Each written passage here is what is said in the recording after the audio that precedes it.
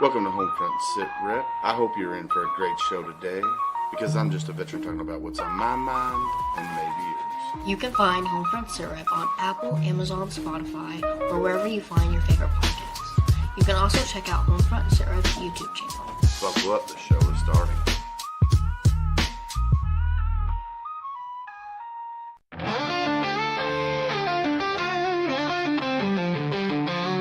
Out on the edge of the battle and back, we've carried the weight and we've walked every track. From desert dust to the fire at home, we've learned how to fight, how to stand alone. But no one tells you what comes after the war. When silence is louder than the guns we bore, that's where we speak, that's where we heal. Stories too real for Hollywood reels. Welcome to the front lines you don't always see. We're warriors to battle just differently. This is our check-in, our voice, our step. This is the HomeFront SitRep podcast.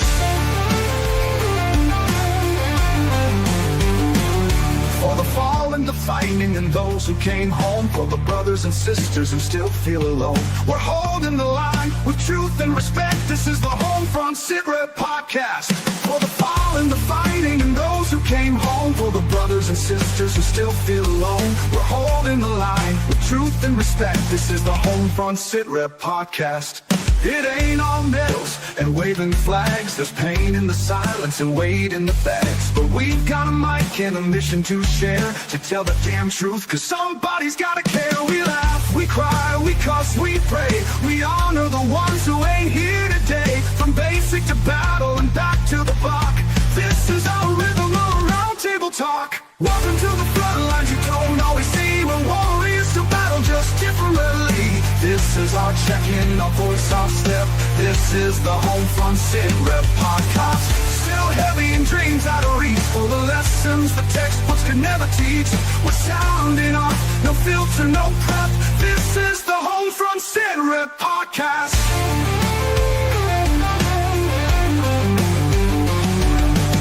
So if you've worn the boots or love someone who did, if you swallowed your hurt and kept it all hid, pull up a chair, you're not alone.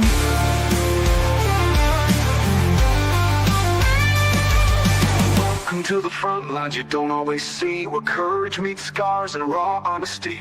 This is our anthem, our truth intercept. This is the HomeFront SitRep podcast. For the ones still standing and those we've lost yet, for every single story we'll never forget. We speak so others won't forget. This is the HomeFront SitRep podcast. Real talk, real vets, real life. HomeFront SitRep podcast, where the mission continues.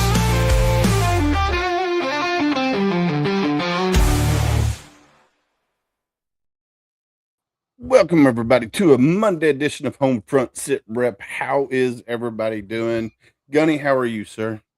Good, man. Just finished up dinner. I made a nice, apple compote pork chop with some Brussels sprouts and mashed potatoes for the wife and the kids. And then had to hurry up and eat it and get in here to do this. How about you? Man, I am doing wonderful. So today was actually it was a lot chillier than it has been outside in the last few days.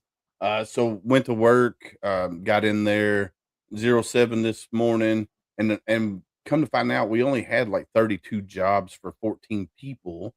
So the boss is like, all right, well, go do your work that's on you, come back to the office, sit back in the office for the rest of the day. So I got back in around noontime and just sat in the office for the rest of the day.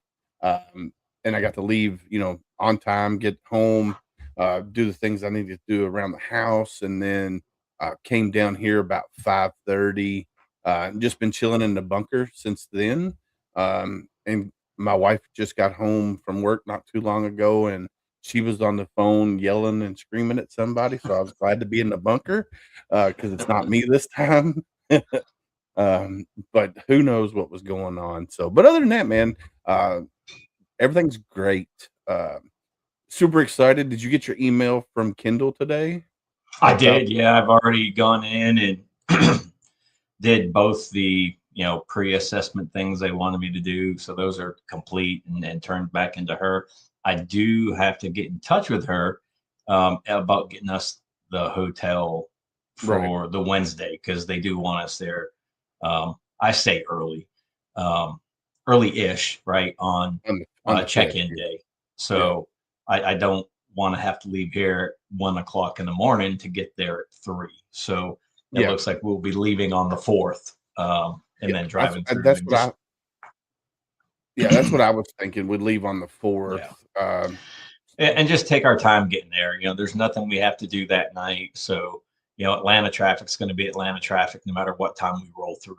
yeah, So, yeah, I'm good with whatever. And I got the easy pass, so I can jump on, um, the I guess the multi-person lane or the speed lane and oh, just yeah, yeah, bypass as much as we can because I hate Atlanta. I mean, I do.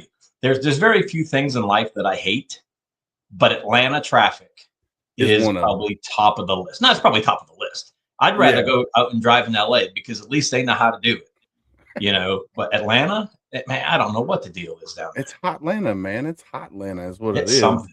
It's a Yeah, hot it's mess. so we actually got well, we didn't well, we went through Alabama, so I was gonna say we got lucky when we were going to Gulf Shores, but we went down through Alabama, and we got lucky Yeah, if in you're all going the through big Atlanta to go to Gulf Shores, you are definitely adding like 4 hours to your trip, way. especially where you're at.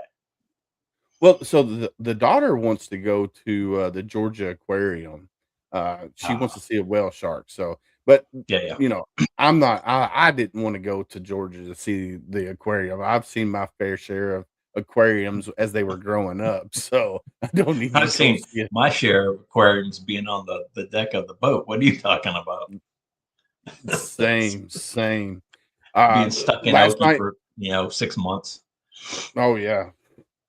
God, now I loved being, at Camp Schwab, when we were there, and we were able to go snorkel and stuff, and I Yeah, thought that was pretty cool. Of course, that was the first time I was ever, you know, in Japan. We got to go and see, of course, we got to go tour Okinawa, and then we got to go snorkel and stuff, and that was pretty neat. Because we didn't get to do that when we were in Haiti. We didn't get to do any of that. well, we went to the And Club Med yeah, for what, a day, yeah, for for a the day. Yeah, we the had a three day months that pass. we were there. But Yeah. So, but yeah, but going to Okinawa and doing the things that we did there, I mean, that was super fun. We had, a blast. We got in some trouble with the airsoft guns that we had when we were mm, there, but you other than couldn't that, walk out in the hallway without getting pelted. That's the good. I lived on the top floor, yeah. and I was the second room from the outside exit, from the far exit. So I would just open my door and make a run for it, and even then, I'm still getting pelted in the behind from 3/4 of the way down the hallway because they Yeah. hear that door chink, and everybody pokes their head up, figure out where it's coming from.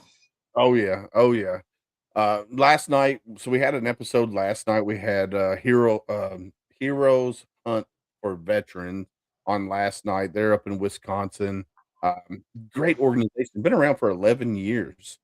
They've taken over 552 veterans out over the 11 years.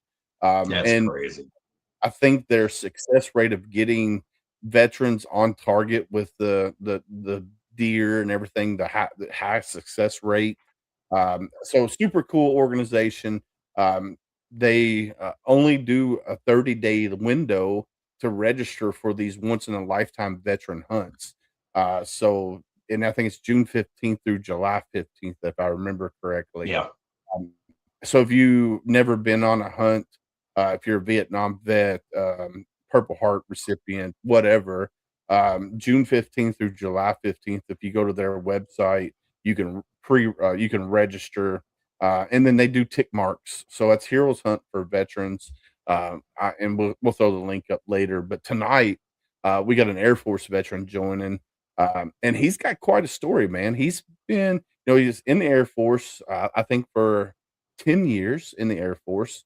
And then after getting out of the Air Force, he transitioned into a role at the VA hospital. I don't know if we're at, we're going to find out. And then now he's with Steerbridge. So we're going to find out what Mr. Charles Tapp does and how he has continued his mission in helping veterans.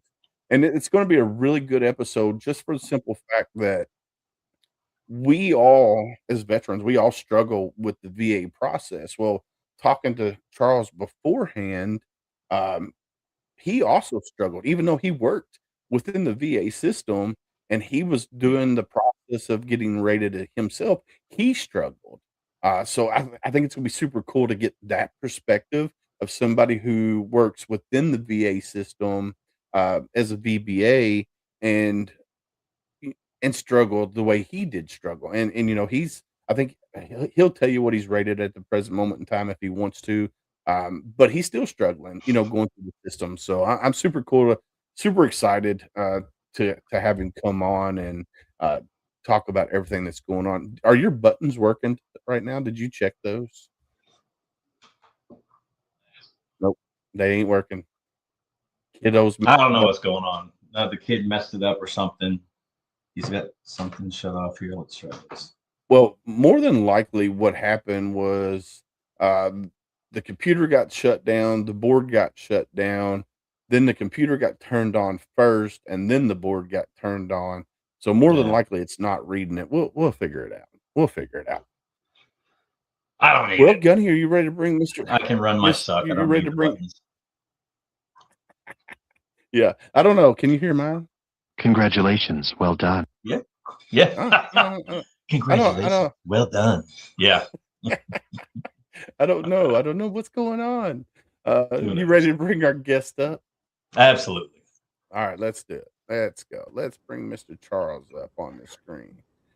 Mr. Charles, welcome to the show. Well, good evening. I appreciate being in your company tonight. I always count it a pleasure to be amongst Marines. And as an Air Force guy, like I said, that's saying a lot. But like I said, I always feel safer and certainly in good company with Marines in the crowd. So thank you for having me. Well, thank you for coming on. Thank you for taking time out of your busy schedule to come hang out with Gunny and I for this hour. Super excited to have you on here. And my guys at Triple Threat said, Greetings, Earthlings." Oh my Lord. That threw me off, Ty. I know it's Ty over there, but anyway, Mr. Yeah. Charles, do me a favor. Introduce yourself to the world of HomeFront SitRep if you don't mind. So again, thanks for having me, Charles Tapp, and I'm currently the VA account executive with Steerbridge Strategies.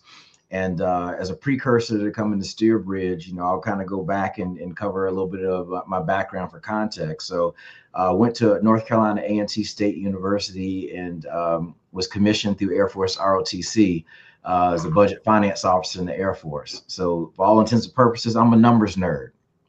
So that's what I've done my whole career. Spent about 10 years active duty and started in the great state of Alaska at Eielson Air Force Base. So again, I must have either God has a sense of humor or I made somebody mad, but again, started my career there. Amazing assignment.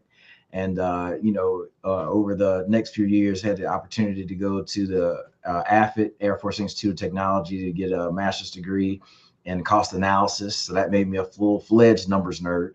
And then went on there and spent a tour in DC and then ended up my Air Force career at Langley Air Force Base at Air Combat Command. Had an opportunity to deploy a couple times, once for Southern Watch, the other one for Iraqi Freedom. And, enjoyed 10 years of service to the nation. From there, when you get out, at the 10-year mark and you don't know exactly what you want to do, you go to consulting. So that's what I did. I spent about 7.5 years in consulting and focused still on DOD and a little bit of NASA work. And then finally decided, you know what, I'm ready to go back and serve again. And I became a civil servant with the Department of Veterans Affairs, predominantly in the Veterans Benefits Administration. And again, returned to my roots as a budget finance guy. And, over the course of my 10 years there, had several jobs. And the last 4.5, almost 5 years, I served as the chief financial officer there at VBA, where we were responsible for making sure that over 7 million veterans and their families receive benefits each and every month.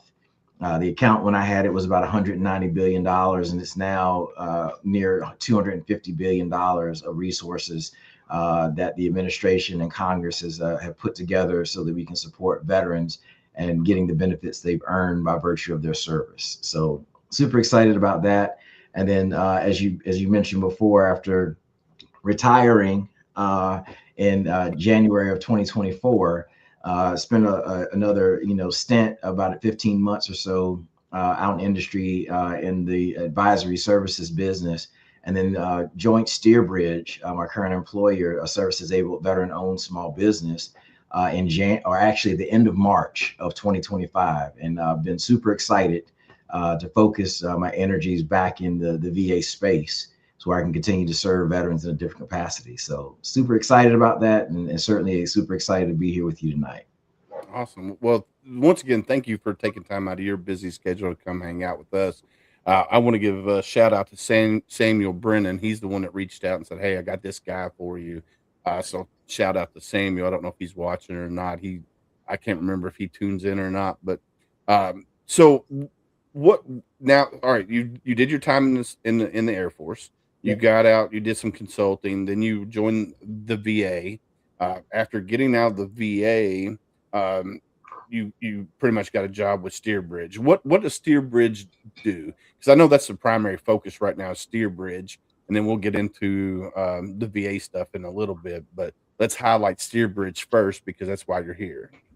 Absolutely. So Steerbridge is a veteran-owned, veteran-run, again, service-disabled, veteran-owned small business where we focus on end-to-end technology, from technology in terms of data ingestion, data cleansing, and then arraying data in such a way that allows decision makers to make hard choices using data to really promote making good decisions, both operationally for in the DoD space, and then certainly with VA in terms of being able to support veterans. So again, we're super proud of being a veteran-centered, outcome-focused business that truly helps leaders again make data-driven decisions.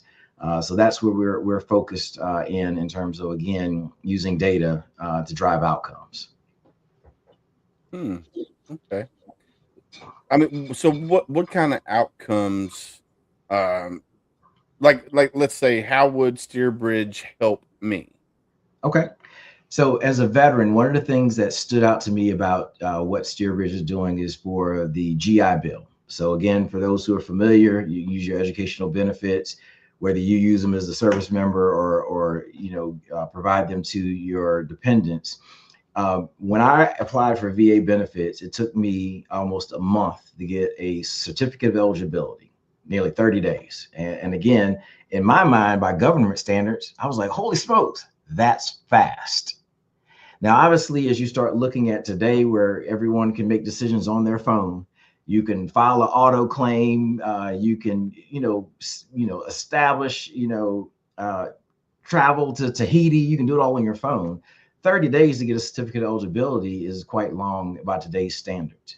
Yeah. Well, Steerbridge has been engaged with helping to modernize that capability, and they turned 30 days into less than 1 minute. Wow. So when I joined Steerbridge, we had a demo.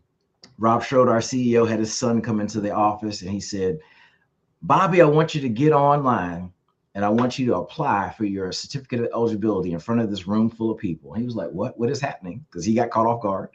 He went in and put his credentials in and information, and literally we watched as he pushed submit.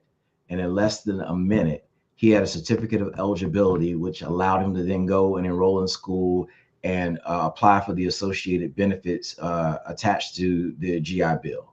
In my mind, this is where Steerbridge has been instrumental in helping engage in technology and data to help streamline and modernize a process to allow veterans and their families to make decisions a lot more quickly that are impactful to their lives. And that's just one example of several where Steerbridge is really making a difference and driving outcomes that truly matter.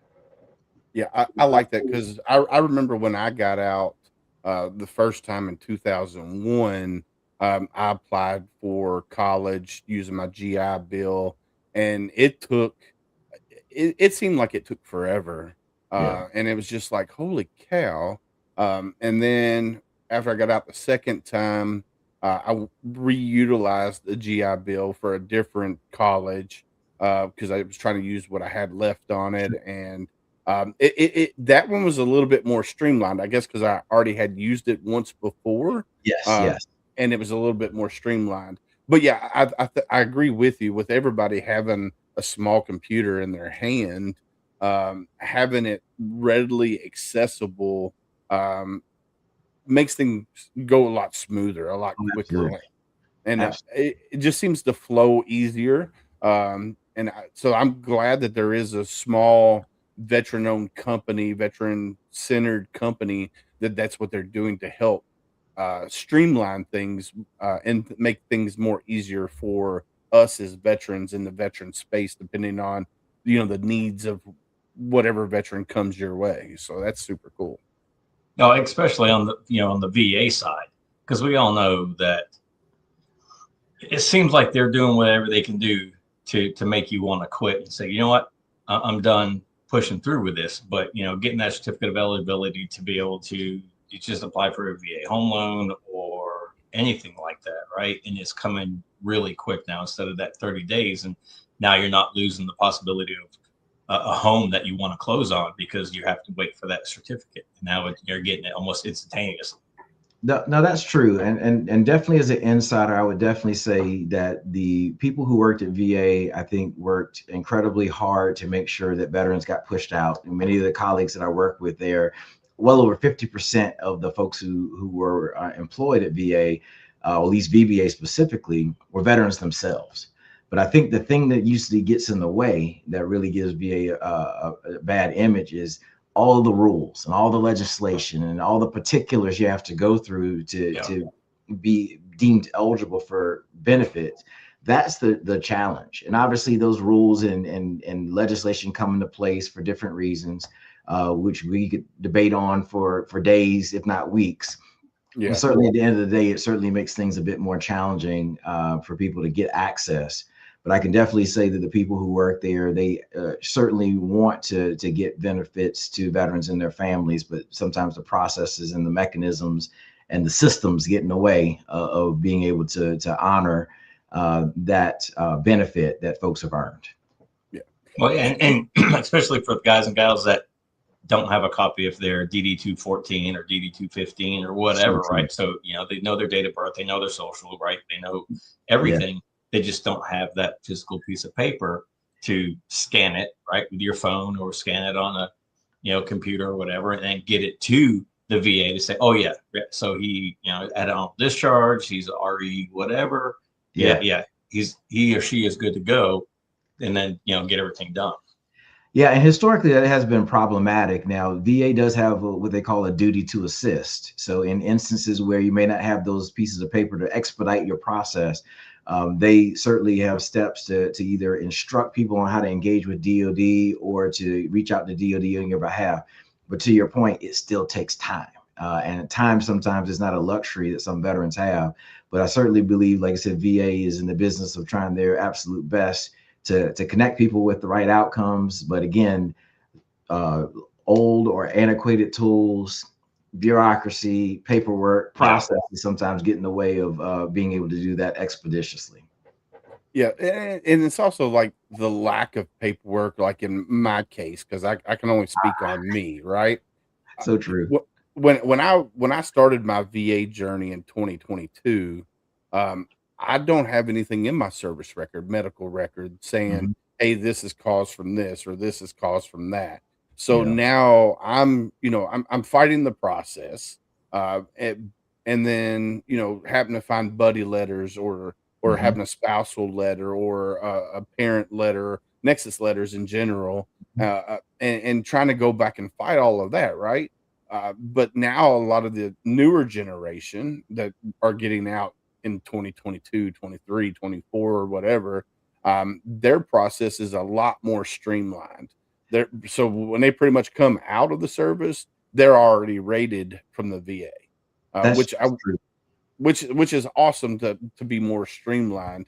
But I still think there's hiccups in that as well.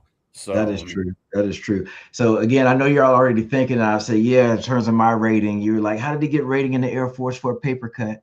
So even when I got rated, nonetheless, I mean, I know I'm not hardcore like the Marines, But you're right. I mean, so we're probably in the same, as my wife says, the same age bucket. We're roughly in that same place. So when I came through the Air Force, they were like, "Hey, Charles, when you get that paper cut, don't you dare go down to sick call and try to file something. You put a Band-Aid on it, keep moving." But all kidding aside, many veterans, in the 50 plus, age range, it was common knowledge that, you just sucked it up. You didn't really go to sick call. And definitely that, has limiting factors when it comes down to being able now on the back end to file all of the illnesses and issues and injuries that were sustained while active duty. So you're right. There are some challenges sometimes with being able to reconstruct all of the issues that came about, because their absence of medical records. And then certainly the need to get buddy statements or lay statements from, either people you served with, family members, depending on the different illnesses and ailments that are there. So it is a challenge at times. But I would definitely say that the outreach and education that VA has done, certainly for today's more recent veteran population, have emphasized the importance of making sure that you get those records done. And I even think DOD has done a lot more in terms of advising people to get those things done. And certainly for anybody in your last year, go to get everything documented as quickly as you can and as thoroughly as you can, because it will absolutely benefit you long term when it comes down to, again, filing for those benefits that you've earned by virtue of your service. Yeah, and I think there's enough of us that got out or retired in the last 10 years that have a voice, that have a platform that's telling everybody, yeah, don't go for your paper cut. But if you sprained your ankle on a run or a hike or whatever, go.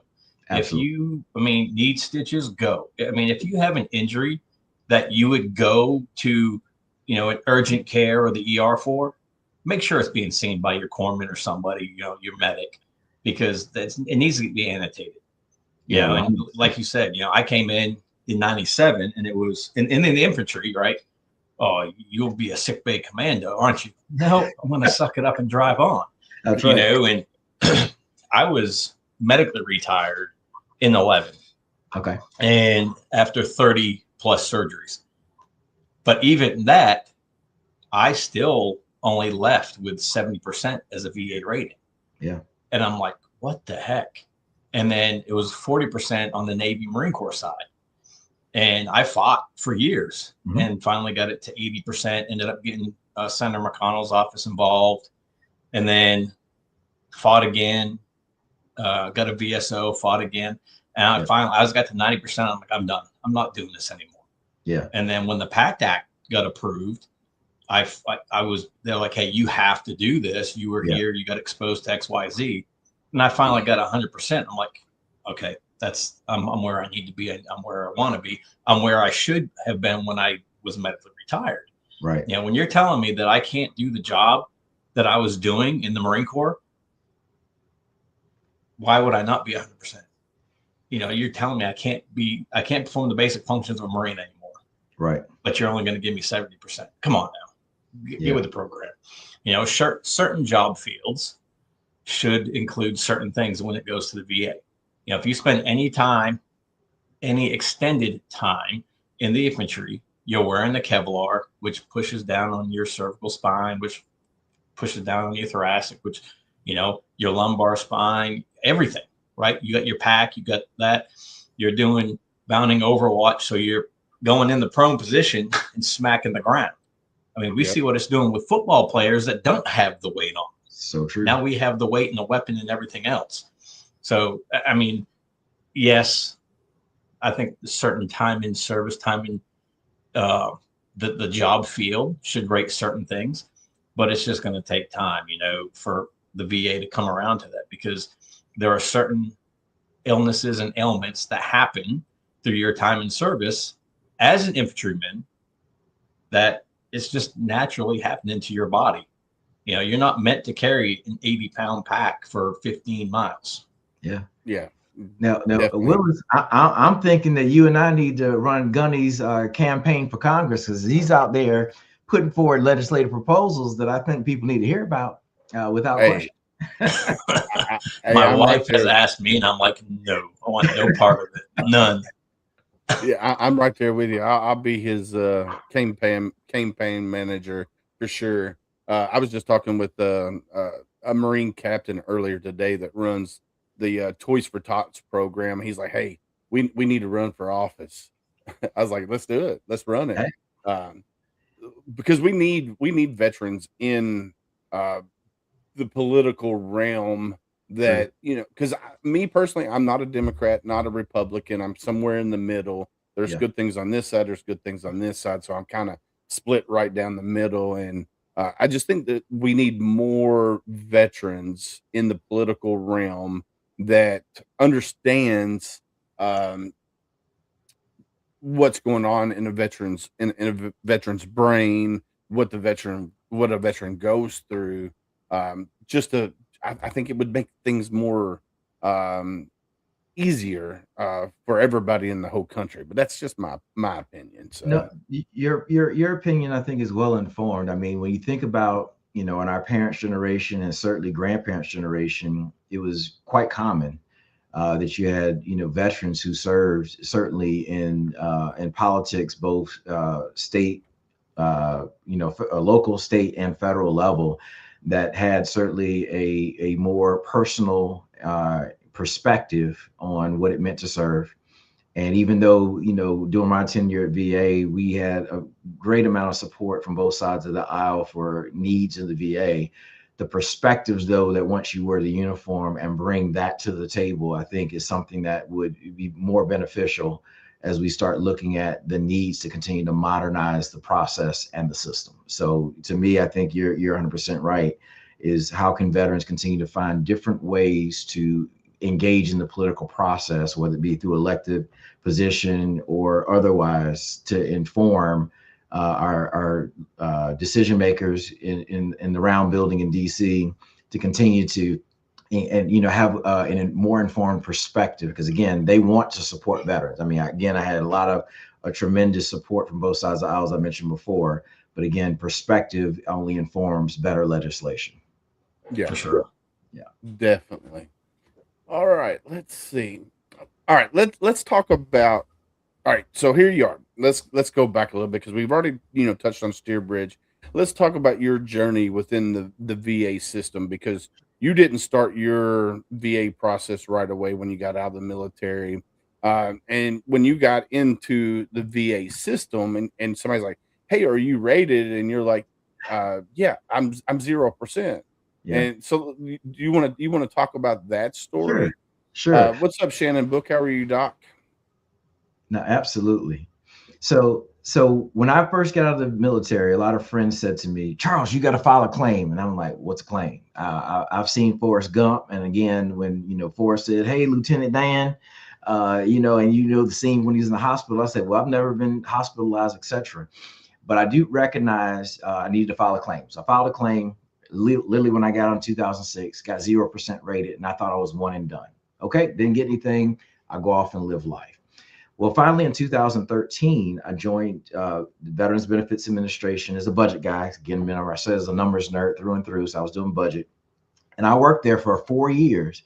Didn't think I was eligible to refile for increases. That was my own ignorance by not digging in. Well, finally, in October 2017, a colleague at VA said, "Hey, are you rated?" I said, "Yeah, 0%. He says, "I'm sure there's something wrong with you." I said, "Well, there's something wrong with you." He says, "No, I don't mean like that." He says, "I'm sure you have problems with your body." So then he started asking me questions, and he literally said, "Does it hurt when you run?" I said, "Yeah, my feet hurt and my shins hurt." He says, "We can put in for that." I'm like, "Really?" They were like, "Yes." He says, "Do your knees hurt?" Not really, not quite yet. I mean, I feel pain every now and then. We need to keep our eye on that. And then literally he continued to go up across all of my body and ask different questions. And that inspired me to go in and file a claim. So I filed my first claim, and he said, "Do you want me to help you?" I said, "No. I want to work it on it by myself. I know if it goes wrong, I work here in VA. I can get somebody to help me then. But I've heard so many horror stories. I've met so many people with challenges. I want to file and do it myself." Now, I would never tell anybody do it yourself, get a VSO, but I want to do it by myself because again, I worked inside. I said, I can always work it out. I filed my first claim. I got a note back in 2 weeks.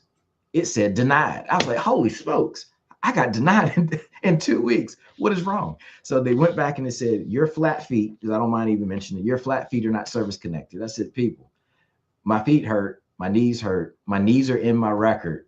And if you played the operation game, knee bone connected to the foot bone, they're all Yep. connected. So I refiled again.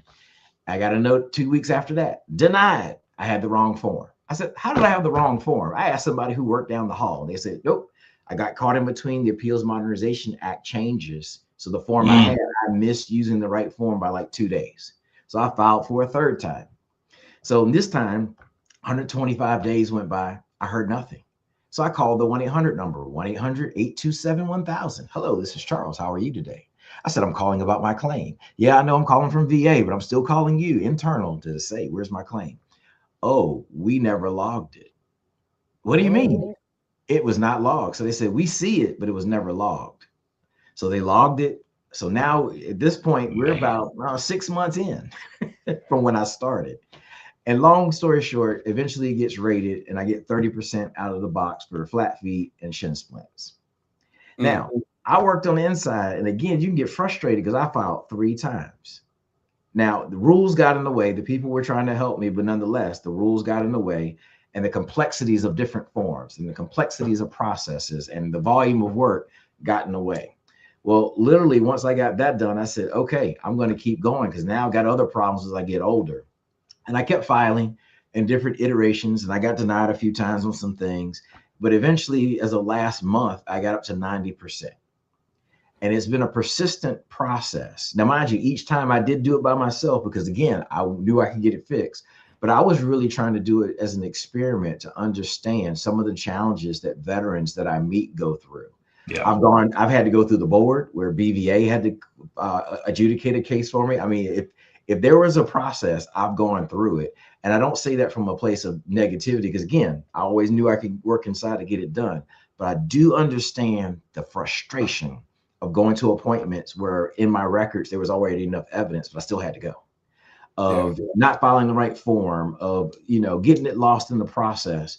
And those are challenges that we have to continue to work on to make the process better. Because again, the ultimate goal for VA, and I know there's a lot of people who absolutely gravitate towards this point, they want to make sure that people get the benefits that they've earned by virtue of their service. But again, sometimes the processes, systems, and bureaucracy can get in the way. We've got to continue to work on that. So Shannon Book is a Navy veteran corpsman. He said, I think that's awesome, brother. It's great to see an insider seeing the frustrations. Indeed.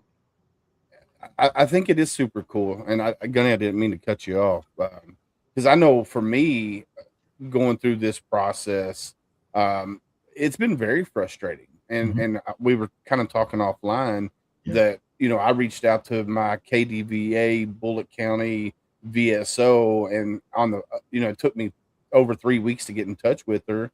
And then when I did get in touch with her, she's like, oh, I can't help you. You've been out too long. You're not going to get rated. And I'm like, no, that's not right. I know better than that. I know people that, Vietnam veterans that have been out since Vietnam and they're getting rated. You're telling me. So needless to say, I left that and went to another buddy of mine that had gone through the process and was like, hey, what do I need to do? And he walked me through filing my letter of intent and getting all of that set up. And then that, I got my first rating back within 2 months. And then after that, it was like, all right, what's our next step? Yeah. That's when I decided to go get a VSO because I was told, hey, get a VSO. They know the ins and outs. They can help you. And the thing is, you have to shop around for a great VSO because you might get a VSO that's been there 3 months. You might get a VSO that's been there 10 months or 10 years. So a VSO that's been there 3 months, 4 months, probably don't know the ins and outs. Correct. You need to find somebody who has a lot of experience within the VA system, filing the right forms, having the right verbiage on the forms. Right.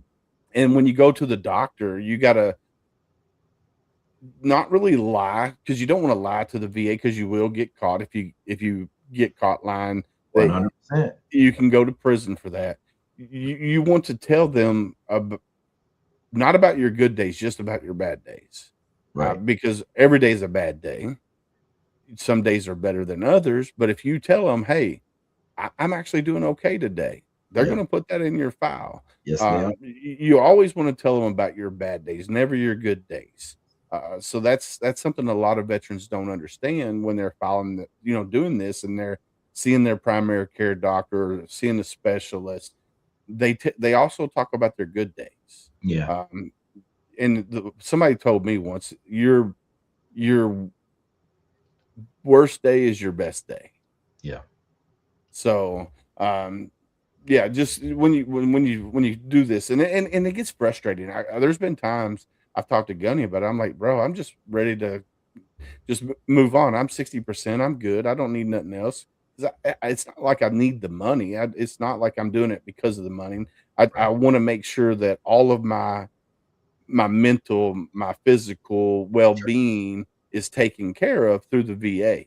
That way when I'm 70 years old and my wife is my caretaker, she's taken care of, not me or my daughters. I got 2 daughters, one's 18 and one's 17. Yeah. If something happens to mom and they're left to take care of me, I want to make sure they're taken care of. So Exactly. that way they can take care of me. That's all for me, that's what it's about. It's not about how much money I get per month from the VA. It's not about, getting free meals or anything like that. Cause I Sure. don't ask for 'em. My wife will tell you on Sure. Veterans Day, she's like, "Hey, do you want to go to Texas Roadhouse? They got free meals for veterans."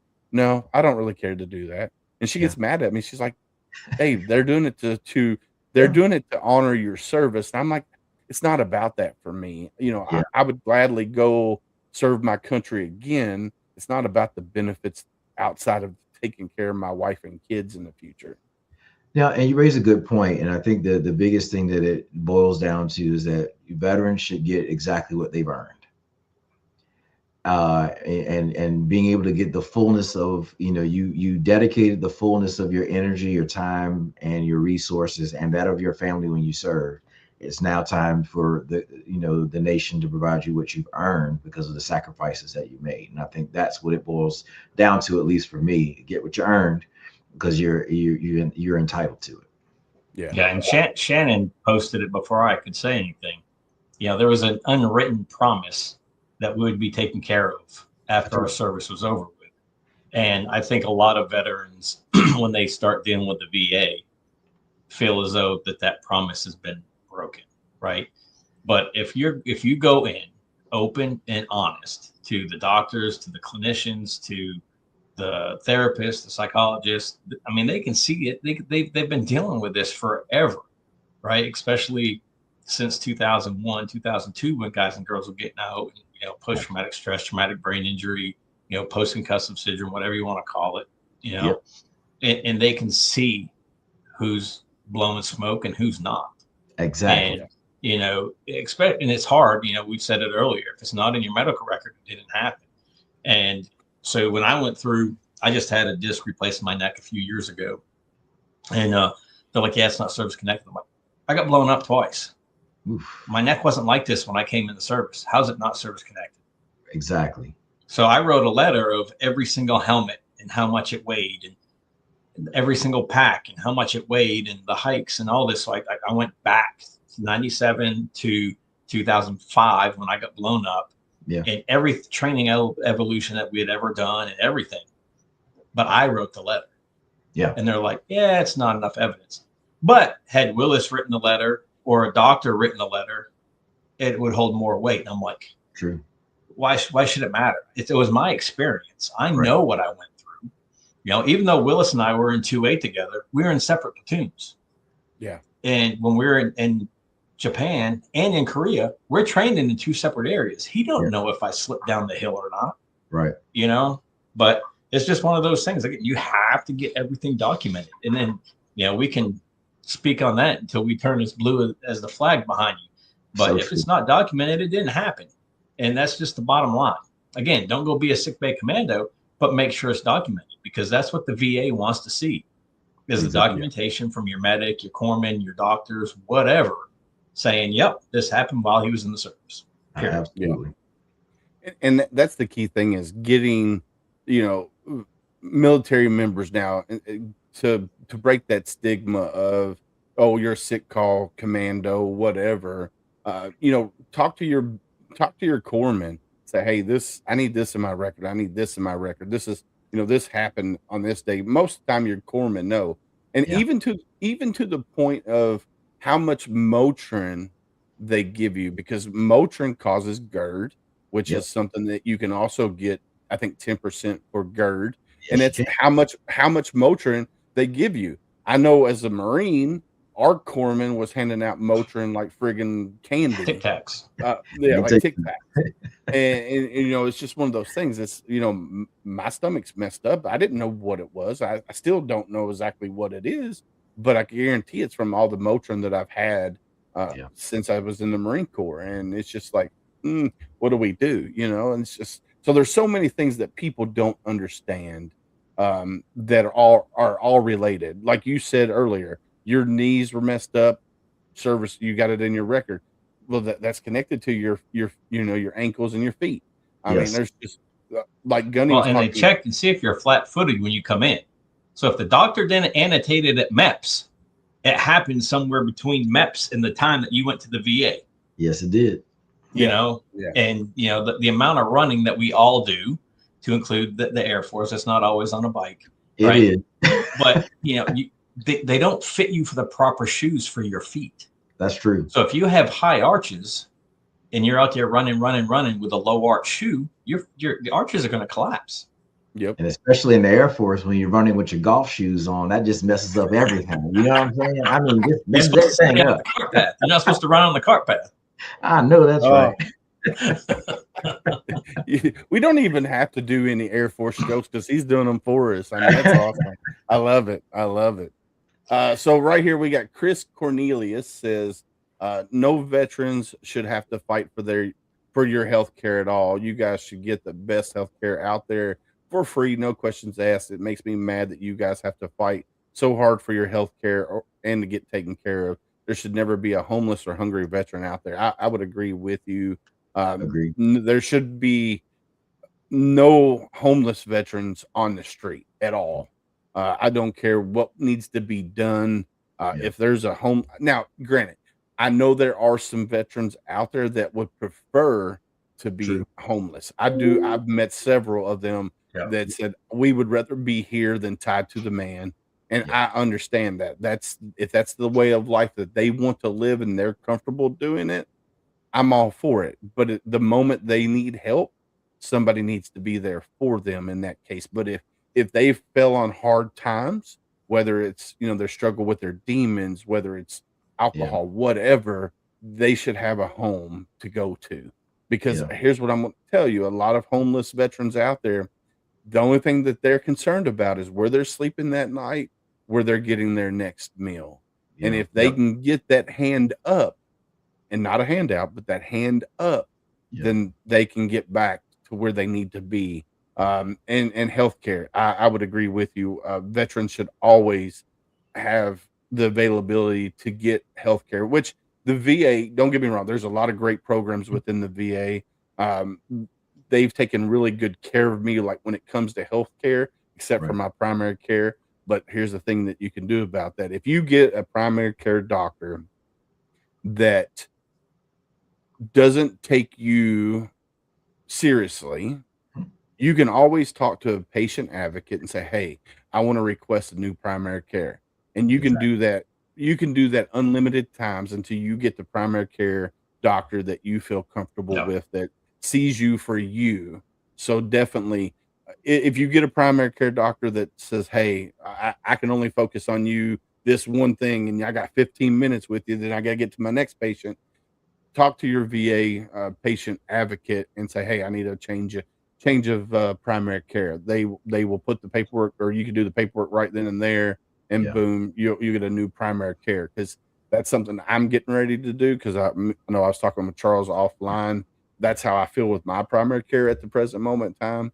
Um, I don't think she's there. I think she's come to a place where she's ready to retire again for the second time, and she don't really care. She's just going through the motions. Yeah. She's not taking me for what I need. So And, if you ever get to that point where you feel like your primary care is not taking care of you, then switch your primary care. I do want to mention Mitch the vet on TikTok, because we are live on TikTok as well. Said that express the full truth and don't hold back, but definitely don't lie, when we were talking about telling them about your darkest days. And then he said the promises was written in our contract. So when we signed our name on that dotted line, that promise to take care of us was there in that contract. So no, and you hit the nail on the head. And I think, I had the pleasure when I was at VA for that 10 years to work for 4 different administrations.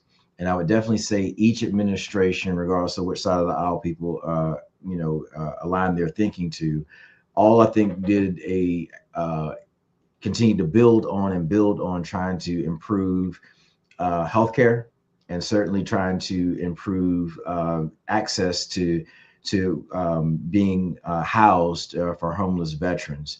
So again, for those who may be struggling in those areas, particularly with healthcare and some of the advances that have happened over the last few years with PACT Act and some of the other legislation that's come out, definitely reach out to, again, 1-800-827-1000 and have a discussion with the VA to see what additional benefits may have come into play since the last time someone may have inquired. Because again, things have continued to progress year after year as those types of issues have been focused on in terms of eradicating. Yeah, and you think too that the Secretary of the VA isn't in every single VA every single day, right? There's administrators of that medical hospital, medical center that's running the day-to-day operations. So, your frustration with your VA, let's just say the Cincinnati VA, because that's the closest to me. Yes, I would write a letter, write a complaint to them. And if nothing gets done, then move on to the Secretary of the VA. But give that administration an opportunity to fix the issue that you're having with that specific VA or, your local clinic, right? Because that local clinic falls under the main hospital. Yeah, absolutely true. No, don't blame the administration that's up there in DC. Yes, they have the complete oversight of everything, but they're not in the hospitals. They're not in the clinics on a day-to-day basis. So just take that into consideration too, when you're having these frustrations with your primary care, with the nurses, with some of the administrators in there. So the only, this is something I'm going to say here. The only person that's going to be the advocate for you is you. So you have to be your own advocate, and don't let the no's hold you back. Like Gunny was just talking, if you have struggles with somebody in your clinic, well, go above them. And if they don't take care of it, if they don't rectify it, and you don't get the answers you want, go above them. Give each Well, it's no different. I mean, you just don't go to the battalion commander if you have an issue with your platoon commander. You go to the XO, you go to the company commander. You have to use your chain of command, right? And we all understand that. All of us now, we get frustrated, just want to go to the top.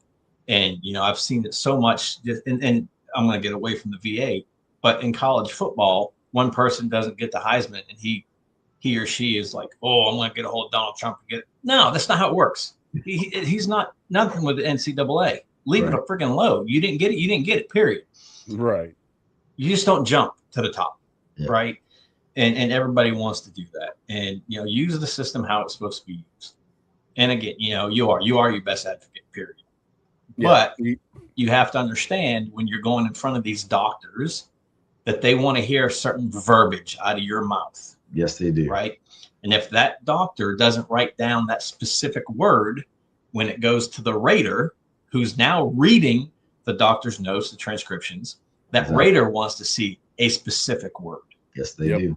And if they don't see it, you're not going to get rated for it. You have to be mindful of how you speak. Exactly. The Marine Corps spent a lot of money on me to learn how to speak in front of people, like a lot of money to be a recruiter. And, I've had even with me, it takes a while, being blown up twice. I got a couple, post-concussive syndromes, some TPIs, and there's words that I just don't use in my day-to-day vocabulary. But when I go to the VA and talk to the doctor, those words have to be there because that's what they want to hear. No, they do. It's not a lie, right? You might feel that specific way, but if it's not in your verbiage, they're not going to write it down. The rater's not going to see it, and you're going to be put at a 0 or 10% or not service connected. Yeah. 100%. And that's kind of where a lot of mine are not service connected at the present moment in time, and that's hopefully in February when we go down to Tampa for SOF missions, they can help me understand better to do. And if not, I'm gonna call Charles and be like, "Hey, I need your help, bro." Call me up. So, all right, Mr. Charles, I told you this hour was going to fly by. It's already. It's been a fun time. Man, we loved having you on here talking about SteerBridge and then talking about your time in the Air Force One. So thank you for your service. I don't know if either one of us said that at the beginning of the show, but thank you for your service. And thank you for your continued service. You served at the VBA, and then now you're serving with a veteran-owned company, veteran-centered company with SteerBridge, and you guys are helping streamline processes for all veterans across the globe. So that's super friggin' awesome. No, I've enjoyed my time at SteerBridge a lot. And again, when I came on board, if I can, share, there were 3 things that stood out about the company that really caught my attention. Number one, Rob Schroeder, the CEO, said that he was a fierce protector of the culture. Because when you're a veteran-owned business who are focused on mission-focused people, protecting that culture is so important. So that certainly resonated with me. Number 2, the company is focused on taking on projects and initiatives that are mission-based, that truly drive outcomes that will allow those organizations to thrive. And again, that spoke to me as a former CFO at VBA to have a company that wanted to partner with me, not just get a contract from me. Certainly resonated with me. And the third thing that he shared that I think really speaks to the ethos of the company is we grow through delivery. That means excellence is truly our calling card to deliver excellent outcomes. And again, those are the things that certainly resonate with me as a veteran, certainly resonate with me as a professional, and truly sets the company apart. So again, those are the things that I think resonate certainly in the veteran community, and certainly from a value proposition truly stands out in the crowd. So super excited to continue to be here in a service-focused organization like SteerBridge, and truly excited that I have the opportunity to still do that for our nation's heroes. That's awesome. Heck yeah. So if somebody wanted to learn more about SteerBridge, where would they go to learn more about SteerBridge? Absolutely. So our website is steerbridge.com. And on there, you'll get a general good sense about what we're focused on, where we're continuing to focus in terms of our clients. We do a lot of work with the F-35 program, which is certainly, as you start looking across the spectrum of all the procurements in DoD, if not the entire federal government, that weapon system is perhaps the over its life cycle is the most prominent in terms of investment from American taxpayers. And then certainly will be examples outlined there of what we're also doing in the veteran space, in addition to the GI Bill, as well as doing some infrastructure work with the Veterans Health Administration aligned to implementing electronic health record. So again, a lot of focus there, but you can find out more information there on steerbridge.com. Yeah, they can move some of those funds to the A-10, right, and get those refurbished. I know that's I'd rather have that on the battlefield. The A-10, again, it speaks to my Air Force roots, so I get it. Absolutely. But if I couldn't have Marine Air, that's the only aircraft I wanted overhead. Absolutely. Tank busters. Heck yeah. Well, we do want to thank you again for coming on and hanging out with us for this hour. It's been our pleasure to have you on. 1, to learn about your service in the military, then 2, learn about your journey within the VA system, and then now what you're doing with SteerBridge. I I think it, like Shannon said earlier, he's thankful for us having this conversation with you about things that, you know, are going on within the VA system Sure. and then what you're doing now. So I think it was a great discussion. And I think there were some answers that were had. Maybe there's some people that have, you know, that are watching now or listening later, watching later that says, hey, maybe I need to push my rating more to go Mhm. and do that. So that's what we're all about is reaching one veteran a day. So I definitely want to thank you for coming on and hanging out with us. Well, it was my honor, and I certainly appreciated the dialogue, and really appreciate the opportunity to address veterans out there who want to hear plain talk about how to take care of issues that speak to the needs that we have as a community, and certainly the needs that people have individually. And again, I'll just emphasize, if you need help from VA, the 1-800-827-1000 number is there. VA.gov has a lot of good information. And certainly, unlike me, again, where I try to do it on my own with intent because I wanted to do an experiment, work with the VSO. Because when my dad reached out to me and said, "Son, I need to get these benefits. What can you do for me?" I said, "Dad, you need to go down to the local VSO. DAV is where I sent him." And I said, they will be able to help you because I'm an expert in money. They're expert in actually filing claims. So, and he went down there and had a really good experience with them. So I highly suggest that folks work with the VSO, find the right one for you, and continue to, you know, engage in the process to get the benefits that you absolutely have earned by virtue of your service. Yeah. And you don't have to be a member of the Legion or the Don't. VFW or AMVETS or DAV or the Military of the Purple Heart to use their VSO. The VSO is there for you. That they're not there for that specific group of people. 100% You can right. use anybody. And I know a lot of the VA hospitals once or twice a month will have the VSOs on site, like in the auditorium or the cafeteria or something. So call your local VA hospital and find out when the VSOs are going to be there and go face to face and meet them. And VA also sponsors claim clinics in the local areas. I mean, there are different venues to get support, and you certainly don't have to pay money to get that support because there are different avenues to get an accredited representative to support you if you don't work with VA directly to get those benefits. Awesome. Well, is there anything else before I drop you down and put you in the green room and let Gunny and I finish out the show? Well, again, as an Air Force guy, again, I appreciate hanging out with two Marines. It's truly been an honor. Thank you so much. Awesome. Yes, sir. Thank you. Well, thank you. I'm gonna drop you in the green room if you want to hang around, and we can chit chat afterwards. If not, you can go ahead and head on if you need to. Absolutely. Thank you. Thank you. How cool was that, Mr. Gunny? Great discussions, man, all around.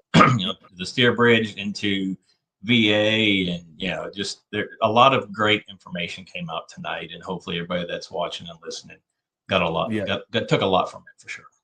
Oh yeah, definitely. I mean, like I said, if SOF doesn't get me where I need to go, I'm going to be reaching out to Charles. So I got his email. I can say, hey, give me a call. You know, so I'm super excited. Even though he's Air Force, we won't hold it against him. Even I told you, my last two OICs were Air Force.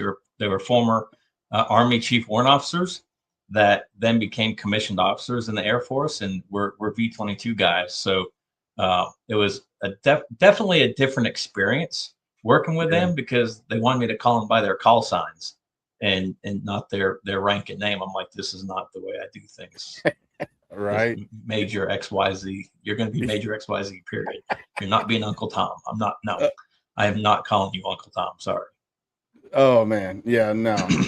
I don't know if I could do that either. I'm like you. I'm a Marine. That's like you at the rank of gunnery sergeant. You know, I've been out since 2004, but you still hold the rank of gunny, and that's what I'm going to call you. And it's just, you know, there's certain ranks that rate that, and gunny is one of those. You know, if you were a sergeant major, you would rate that. You know, I mean, that's just how it goes. So, anywho, my friend, guess what time it is? I'm ready. I got a good one tonight. All right, here we go. And even Gunny's words of wisdom. never let the fear of striking out keep you from playing the game. Ooh, I like it. Babe Ruth. So yes, it's a baseball thing, right? Every time he got up to bat, he didn't hit a home run every time. He didn't hit the ball every time. But that didn't keep him from getting up every single day to the plate and trying to crush it. Just like with the VA, just because they don't approve you the first time doesn't mean you can't get up and fight and fight and fight. Clip that. All right, here we go. Veteran joke of the day. Veteran joke of the day. What is the main mission of the Marines? Eat as To make- many crayons as possible. To make sure Army soldiers never get their feet wet. Yeah. It's not as funny, but it works. So Yeah. I was going to do this one. No, we save it. What do save Marines it for have in Sunday. common? Save it for Wednesday. Frank, save it for Sunday. Well, I'm gonna do an Air Force one next, or Navy. So this is another Marine one. What do Marines have in common with other members of the armed forces? Not a damn thing. They all they all originally set out to become Marines. I was going to do that one. I was like, why not? Yeah. Hey, So, before we get on to thanking our partners and all that, what is today's military moment or whatever? Today in military history. All right. So today in military history, January 12, 1943, Soviets breach Leningrad. Soviet forces successfully breach the German siege of Leningrad, and I'm probably saying that wrong, but I think I'm saying it right, which had lasted for a year and a half. This breakthrough allowed for increased supply deliveries to the city via Lake Lagoda. Lagoda. So that is today's military history today. So that's super cool. And I want to thank my daughter for getting me this super cool calendar. So it's I'll throw it up here on. So it's today in military history perpetual calendar. So it's got every day of the year in it, and it tells you what happened in military history. And we didn't read yesterday, so I'm gonna go back and read that one. Which this happened on January 11th, 532. That's a long time ago. 532. Yeah, before my time. Yeah, way before my time. Nika riots crushed.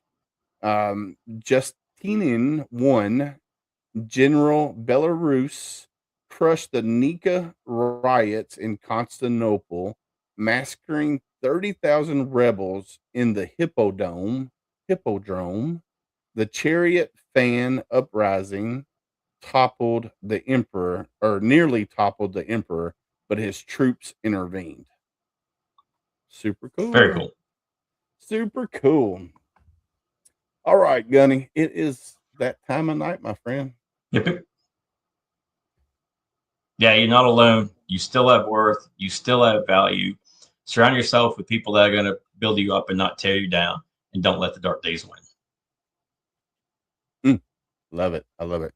In the silence of your struggles, remember, though unseen, you are deeply held in the hearts of others.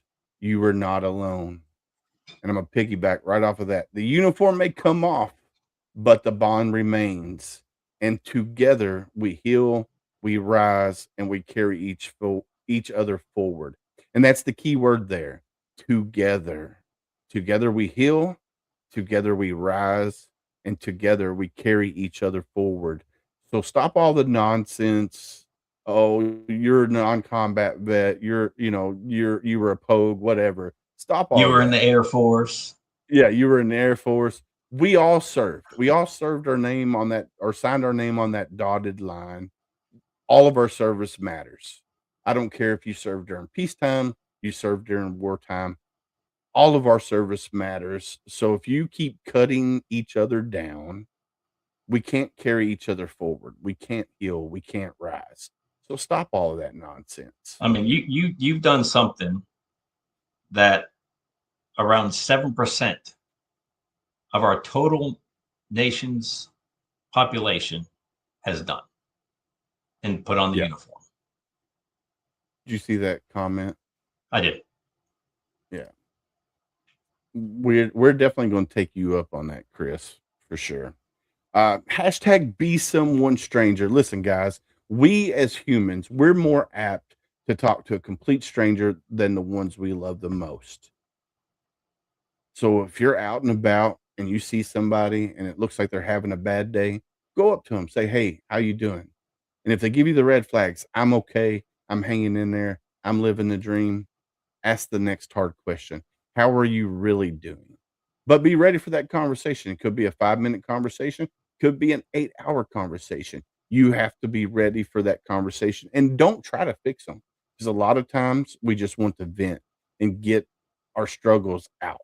Because, like we said, I can't tell my wife sometimes the struggles that I'm dealing with on a daily basis. But if it was a complete stranger, sure, I'll tell you my whole life story because more than likely I'm probably never going to see you again. So be someone stranger today and ask the next hard question. Yeah. Use your village. You know, whether it's the HomeFront SitRep podcast village, all the guys and gals that are in the chat, on the Tickety Talk, on LinkedIn, on Instagram, you know, reach out, pick up your phone, open your contacts, do that cell phone roulette, check in on somebody.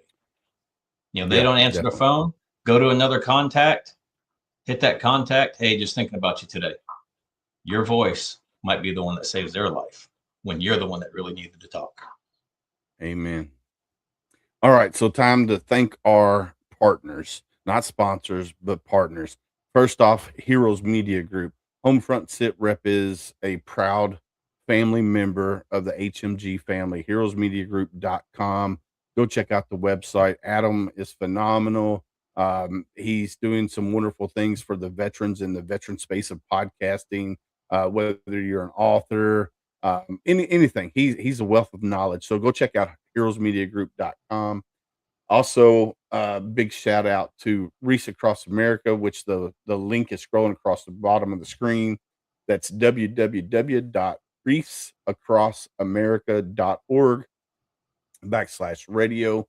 You can find Homefront SitRep on Thursday nights, 11 p.m. Eastern. That's Thursday nights, 11 p.m. Eastern. So go check us out there. Big shout out to sameflagsameoath.com. Matt and Becky Johnson, outside of Katy, Texas, small veteran owned t-shirt company. They do hats, they do a little bit of everything, but they love to give back to the veteran community. So they have a co-branded section. So if you're a nonprofit and you want a small t-shirt company that's veteran owned to make your shirts, they can do a co-branded shirt with you, and you get it's a way of fundraising for you guys. They take care of all the legwork, making the shirts and everything, and then they ship it out to everybody out there. So yeah, definitely go check out sameflagsameoath.com. Military United podcast streams. I want to give them a big shout out. We do go live on there as well. Valor Coins and Pins, Brent and Brian Casey, the grandsons of Herschel Woody Williams, Medal Medal of Honor recipient. God rest his soul. Marines. So go check out Valor Coins and Pin. Percentage of all coins sold, percentage of that goes to feed the Herschel Woody Williams Foundation, or the Woody Williams Foundation, that puts gold star monuments like this all across the country. And each one of them is, the front stays the same, but on the back they change depending on where it's located at. So go check out the Woody Williams Foundation. Also check out Valor Coins and Pins. Amazing guys there, Valor Coins and Pins. Check out Cav Arts, or not Cav Arts, Elite Engraving, that does our hat. Gunny has them right there in his hand. We have two hats, or not two hats, but he's got two hats. that you can go to Elite Engraving, and they have our hats on there. Or you can go to HomeFrontSitRep.com, go to our merch, and it has our shirt, the Marine It Down shirt on there, and also link to our hats as well. A big shout out to Darren Davis with RDCshoes.com. Marine veteran, created a shoe line, and the shoes are awesome. They're comfortable. It's all get out. I have the Patriots, and they are phenomenal. My wife hates them, but I love them. They are comfortable. I will be taking them to Tampa with me when we go to Tampa, so they are going with me. I'm probably going to take some shorts because it's going to be warm down there, I think. So, I think that's all of our That's it. sponsors. Big shout out. I will give a shout out to challengeamerica.com. A phenomenal national nonprofit. They do wonderful things with veterans in the arts. They created the cavarts.org. That's cavarts.org. They created that space to help veterans in art therapy, whether it's learning how to play the guitar, learning how to play the flute, metalworking, leatherworking, how to podcast. We have that on there as well. There's so many things. If it's considered art, it's within the Cav Arts community. So go to cavarts.org. And if you don't see something that you're interested in, whether it's painting, whatever, if it's not there and they don't have a section for, reach out to the people in charge, because that's what we did with the art of podcasting. And they helped us create the space.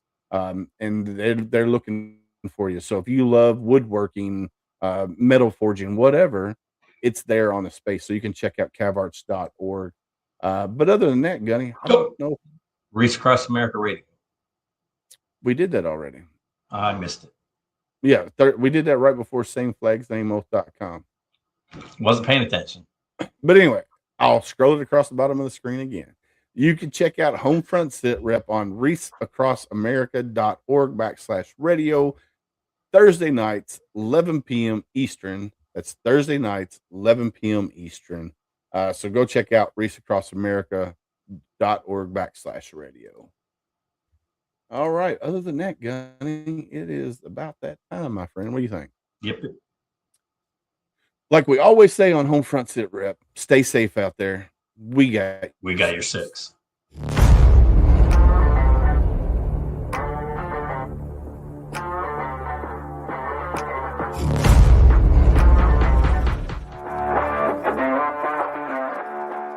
Thanks for listening. Hope you enjoyed this show. Suggestions and comments are always welcome. Cannot wait to have another great show with y'all. Don't forget you can find HomeFront SitRep on Apple, Amazon, Spotify, or wherever you get your favorite podcasts. Stay safe out there. I got your six.